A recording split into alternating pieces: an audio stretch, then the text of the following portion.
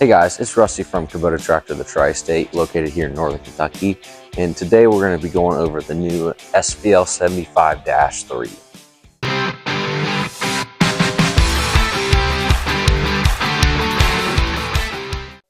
So today we're going to be going over the SVL75-3 and kind of some of the differences from the 75-2, because there were a lot of changes, but at the heart, the SVL75 is still going to be the same. You're still going to have your roll-up door, still going to have your hydraulic over hydraulic controls. They made quite a few changes, but the 75 is still going to run tried and true like the dominating force in the market it was. So one of the first small changes that Kubota made is they made this thing have a bit more of a lifting capacity. It's rated for about 200 pounds more, but I've been told that's a bit of a conservative number. One reason for that being is they moved the fuel tank into the rear door. We'll show you a little more of that. And they also made places for suitcase weights on the side. That was seen before on our wheel machine skid steers, but they put that on this platform as well. Moving on to one of the second things they changed is going to be these wheel motors right here. These wheel motors are a bit beefier. They're supposed to be about 15% faster, which is really nice for your traveling speed. And another super awesome thing they changed kind of relates to that is they made an auto downshift feature. So say you are traveling in that 2-speed going pretty fast.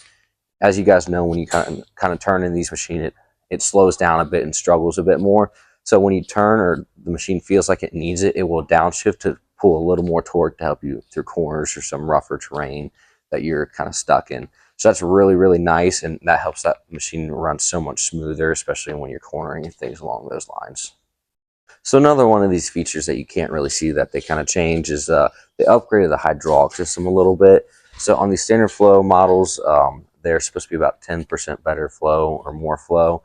And they also made it a little bit better for your two-way functions as you're using them. They're supposed to flow a little better and be a little more smoother in that sense. So now moving on to the rear of these machines. If you can't tell, at least there's a few different appearance differences here. First one being this door is adopted from the SSV wheel models.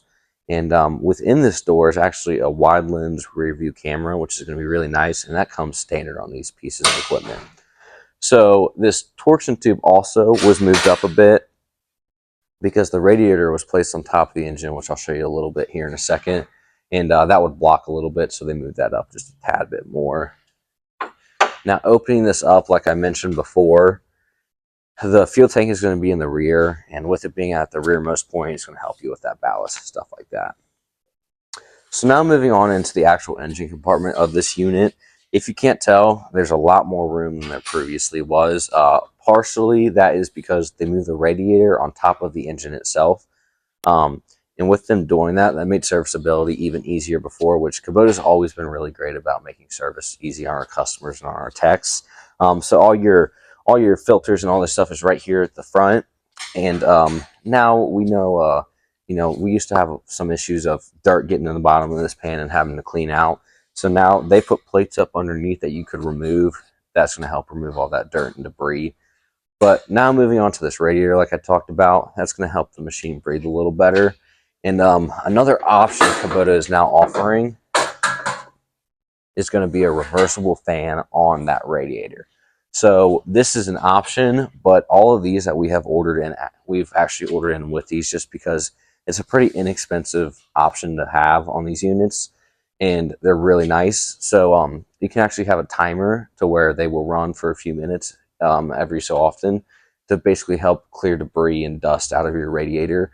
And when you guys are running these things hard and long, especially during these summer days, you don't want these things getting clogged up and this thing overheating. So that's going to help the longevity of this machine overall. So now moving on to the front of this machine, one of the first kind of subtle differences is going to be this hydraulic coupler guard. So these only come standard on the hydraulic flow models, but it is a nice little option, so you don't have to add those on aftermarket, stuff like that. And then another little subtle thing is they have some wraparound LED lights here at the top, which if you didn't know, the previous ones were not LED. They were a little late to the game on that, I will say, but they made up for it on these, and they made them very nice, and they do wrap around, so they actually shoot off to the side a little bit. And I actually recently found out that you can set a timer for these, so after you turn off the machine, you can have the lights on for a certain amount of time. If you're working around the machine, stuff like that at night, it's really going to help. Kubota kept their sliding door, which we're pretty famous for, as well as that roomy cab.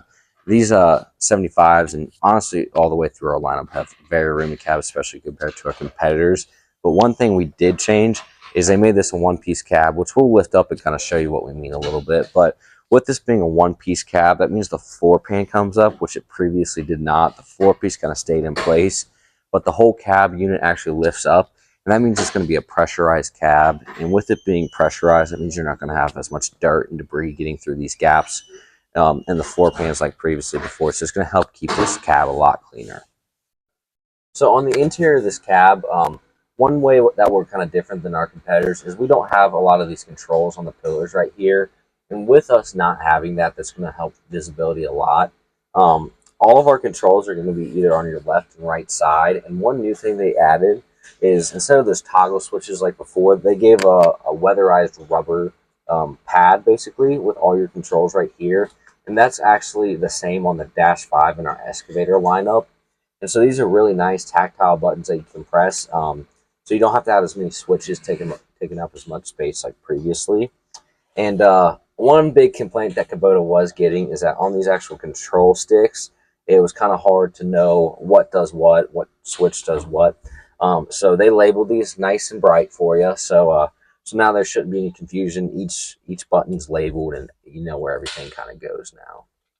All right, guys, so that's going to do it on kind of the overview of this new Kubota SVL75-3. Like I said, there's going to be a lot of changes on this machine, but at its heart, it's still going to be that tried and true machine. And so, yeah, let me know if you guys have any further questions in the comments or anything like that. And so now I'm going to give the camera to Riley, and she's going to do a few beauty shots of the machine. But until next time, I'll see you guys. And like I said, call Kubota Tractor the Tri-State if you have any maintenance or Kubota questions. And I'll see you guys next time.